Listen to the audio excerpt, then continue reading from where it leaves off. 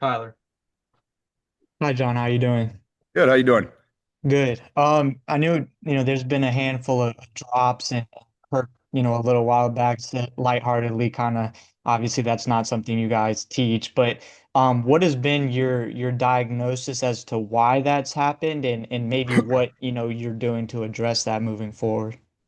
Yeah, I think obviously coach is right in saying that. Nobody in the group wakes up on Saturday morning getting ready for a game and saying, "Man, I can't wait to go drop a ball in front of 70,000 people." That's not their thought process. But I think when you look at it, the first thing for me, the most important thing, whether we're talking about football and life that I address to the guys is you can't instill panic. There can't be any panic within it, right? And because when there's panic, then that with that comes doubt and fear. And that's what I don't want the guys playing. I don't want them playing afraid to drop the ball, right? Fighting the ball. And once you get through those, then it's okay, let's address the problem. Let's see, let's look at the tape and see, okay, what are the issues? And I think there's different layers to that. You talk about a young guy like KJ. Well, KJ's first experience, all right, playing in a game, playing in front of people, that wasn't reflective of what KJ is week to week in practice.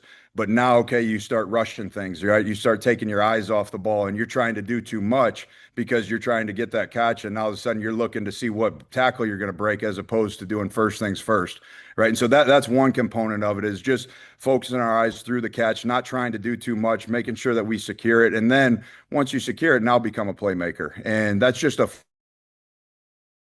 focus thing. And I think that's one side of it. The other side of it, when you go back through and watch it, of the few that we've had, a lot of times, right, what happens is guys feel comfortable catching the ball right here, right? And that's not always going to be the case, right? There's going to be a ball that's here, there's going to be a ball that's at our hip. And at times we're trying to elevate for a ball to get that catch. We're trying to fall for a ball to get a low catch, right? To make it, try and make it to where it's in this vicinity. And when you do that, when you elevate or drop, it changes the trajectory of the ball, right? And your eyes drift on you. And told the guys a couple weeks ago, it's like if you're out shooting clay pigeons and you're jumping up and down, you're not going to be very accurate with those shots, right? And so being able to track that ball and being able to catch that ball here and not necessarily elevate for a ball that we don't have to elevate for, not having to fall to the ground for a ball we don't have to fall to the ground, being able to flip our hands and run through a catch, right? Those are things that we're working, and we work it in pre-practice, we work it during practice, and then we have a circuit that we do every single day after practice. And so they're being really diligent about what they're doing. They're going to continue to improve, and certainly, like I said, don't want to instill any panic on it because I don't want them playing with doubt. I want them playing fast and trusting their skills, trusting the development that we're doing day to day, and continuing to improve each week, and obviously minimize those as the week goes on. David. Hey, John, appreciate the time. Yep. Obviously, it probably felt good to see kind of one of the more difficult catches Dayton Howard made last week against Rutgers, probably the biggest play in the game. He's physically, I think, built different than anybody else in that room. I guess, how have you kind of seen him progress, whether it be from the start of fall camp to now, and kind of where do you see him needing to take the next steps to maybe continue to be more a part of the downfield game specifically? Yeah, Dayton's a guy who one thing I respect about him a ton is he's an ultimate competitor. I often reflect back on last year versus Michigan State, and he wasn't necessarily playing a lot in that game, wasn't playing at all in the first half, and we're walking into the locker room at halftime, and I can see his frustration, and you never know, right? When we're going through that, okay, is there frustration because you're not in the game?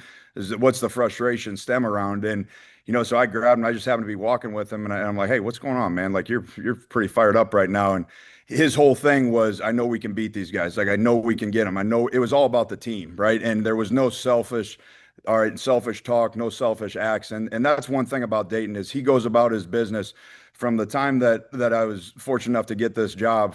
Being with him, he's probably one of the ones that has matured the most, all right, in that room. And whether it's on the field, off the field, he is very dialed in to what he's doing. And I think that showed up because it doesn't just happen in the game, right? And that's what I tell the guys. Like if we think we're going to get better from Saturday to Saturday, you're missing so much opportunity within the process. All right, what you can do Monday, Tuesday, Wednesday, Thursday from a prep standpoint, Friday when we have a fast Friday. There's so many areas that you can continue to improve, and he's one of the guys that truly respects that and appreciates the opportunity that we have in practice to improve. And it showed up. He had, there's a couple 2-minute drills that we've had in the last couple weeks where the quarterbacks give him a one-on-one fade opportunity. He's going up and attacking the ball, and that gains trust. Now, when those guys see him there, right, they say, okay, I know that guy's going to win a one-on-one. When I put that ball in the air, nothing bad's going to happen. And that's something that he's shown in practice. He obviously took a big step on Friday night, and hopefully that helps him gain some confidence. And moving forward, anticipate him to play. 2 weeks ago, wanted to get him more in the fold, more in the rotation. Obviously, on Friday night when Seth went down with the high ankle sprain, that kind of put him into an even bigger role, and I thought he responded really well.